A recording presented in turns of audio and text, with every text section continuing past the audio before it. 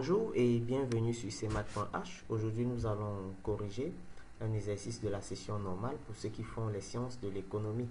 Alors, nous allons commencer par l'exercice 1. On nous donne une matrice A et on nous demande de déterminer les trois valeurs de C parce que cette matrice a un paramètre C. On veut les valeurs de C pour lesquelles cette matrice-là n'est pas inversible.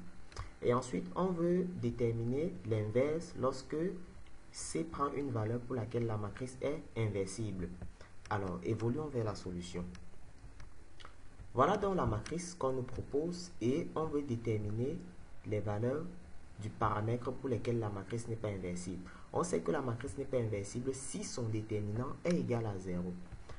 Alors, qu'est-ce qu'on va faire? On va essayer de déterminer ce déterminant en fonction du paramètre C. Pour cela, qu'est-ce qu'on va faire? On part du fait que dans les règles du développement du déterminant, on sait que si on ajoute à une ligne ou à une colonne une combinaison linéaire des autres lignes ou des autres colonnes, le déterminant ne change pas. Pour cela, je vais multiplier cette première ligne que j'ai ici par moins 1 et l'ajouter à la deuxième ligne.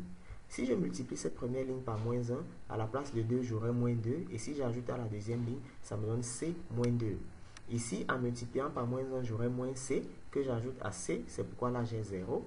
Ici, j'aurai moins C plus C, ce qui me donne 0. Alors, qu'est-ce que je vais faire? Je vais développer le déterminant à partir de ce coefficient qui est au niveau de la deuxième ligne et de la première colonne. Et comme pour développer, il y aura moins 1 à la puissance I plus J. Le I, c'est le numéro de la ligne et le J, c'est celui de la colonne. Donc, comme c'est la deuxième ligne, le I vaut 2 et la première colonne, le J vaut 1. Ça fait donc moins 1 à la puissance 2 plus 1, c'est-à-dire à la puissance 3. C'est pourquoi ici, j'ai un moins. Et je prends donc ce facteur que je mets dehors. Ensuite, je vais barrer cette colonne et je vais barrer cette ligne. Et je vais développer le reste du déterminant que j'aurai, c'est-à-dire C7 et CC. Une fois que cela est fait, je passe à l'étape suivante, c'est-à-dire je vais juste croiser ce déterminant, ça va me faire C carré moins 7C que voici. Je me rends compte que je peux factoriser par C, c'est ce que je fais et j'obtiens donc moins C, facteur de C moins 2, facteur de C moins 7. Alors le déterminant est égal à 0 si ce produit de facteurs est égal à 0. Et donc, j'aurai C égale à 0 ou C égale à 2 ou C égale à 7. Voilà donc les valeurs pour lesquelles cette matrice n'est pas inversible. Alors, évoluons un peu plus loin. On nous dit maintenant pour C égale à 3, on veut déterminer A-1. On sait que A-1 est égal à 1 sur déterminant de A, comatrice de A. Je sais que le déterminant de A en fonction de C, c'est moins C, facteur de C moins 2, facteur de C moins 7. Qu'est-ce que je fais? Je remplace simplement C par 3. Ça me donne donc moins 3, facteur de 3 moins 2, facteur de 3 moins 7. Et donc, j'ai moins 3 multiplié par 3 moins 2 qui est 1 et 3 moins 7 qui donne moins 4. Et ce produit me donne 12. Donc, le déterminant de la matrice pour C égale à 3 est égal à 12. Maintenant, je veux déterminer la comatrice de A lorsque C vaut 3. Qu'est-ce que je fais? Je vais exploiter donc toutes les relations qu'on a vues pour déterminer les comatrices. Je vais commencer par me positionner ici pour déterminer le premier cofacteur qui commence naturellement par le signe plus. Donc, je me mets là, je vais barrer cette ligne et je vais barrer cette colonne. Et qu'est-ce qui va me rester? Il va me rester donc ce déterminant qui est 3, 7 et 3, 3 au niveau du premier cofacteur. Ensuite, j'aurai moins à ce niveau. Je vais barrer la première ligne et je vais barrer la deuxième colonne. Je vais rester avec le déterminant 3, 8 et 3, 3. Ensuite, je suis toujours au niveau de cette première ligne et je vais barrer la troisième colonne. Et il va donc me rester les deux premières sous-colonnes, c'est-à-dire 3, 8 et 3, 7. Je vais évoluer progressivement et je vais obtenir tous les cofacteurs. Une fois que cela est fait, ce qui me reste à faire, c'est de calculer ces sous-déterminants qui sont là.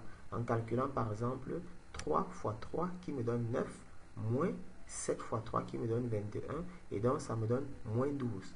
pareil ici, j'aurai donc 3 fois 3 qui me donne 9, moins 8 fois 3 qui me donne moins 24. 9 moins 24, ça fait moins 15. Et avec le moins qui est ici à l'extérieur, j'obtiens 15 à ce niveau. Je calcule de la même façon tous les autres cofacteurs qui proviennent de ces sous-déterminants et j'obtiens donc ma comatrice de A. Une fois que cela est fait, comme la comatrice de A, c'est bien l'expression qu'on a trouvée ici, on va donc essayer de retrouver la transposée de cette comatrice. Pour trouver la transposée, on conserve tous les éléments qui sont sur la diagonale principale et on va permuter maintenant les lignes et les colonnes.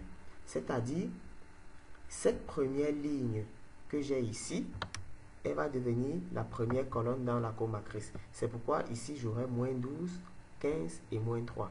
Ensuite, la seconde ligne que j'ai à ce niveau, elle va devenir la deuxième colonne. C'est pourquoi j'ai 12, moins 18 et 10. Et enfin, la troisième ligne qui est ici deviendra la troisième colonne. C'est pourquoi j'ai 0, 3 et moins 3.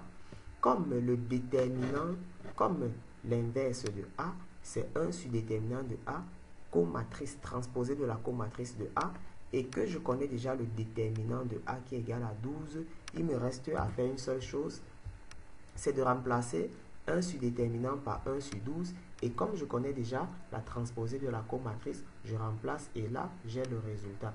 Donc, voici donc l'expression de A-1 qui n'est rien d'autre que 1/12 de la transposée de la comatrice.